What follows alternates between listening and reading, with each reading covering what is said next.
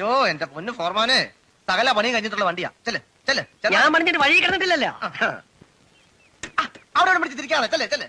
തനിക്ക് വേണ്ട, എനിക്ക് വേണ്ട. പക്ഷെ വഴി കിടക്കുമ്പോ എന്നെ വിളിക്കരുത്.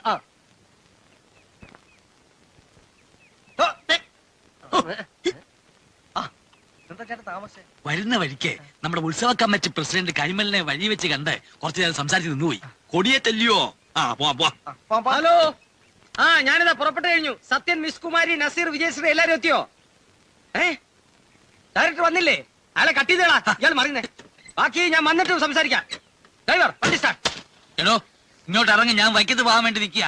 വൈക്കത്ത് നാളെയും പോവാം. മദ്രാസ് എല്ലാരും കാത്തു നിൽക്കുക. ലക്ഷങ്ങൾ മുടക്കിയിട്ടുള്ള കളിയാ ഒരു പ്രൊഡ്യൂസറിനത്.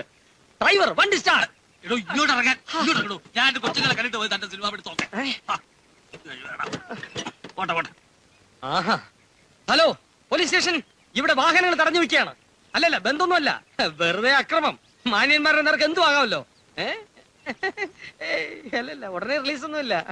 ഒരു സിനിമയായ കഥ വേണം, തിരക്കഥ വേണം, നടന്മാര് വേണം. ഒരു സംയുക്ത സാംക്രമിക ആക്രമണമാണല്ലോ സിനിമ.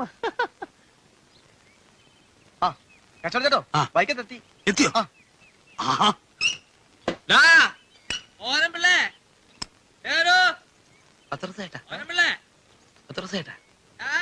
ഇവർക്കൊന്നും തലയ്ക്ക് സുഖമില്ല അല്ലയോ?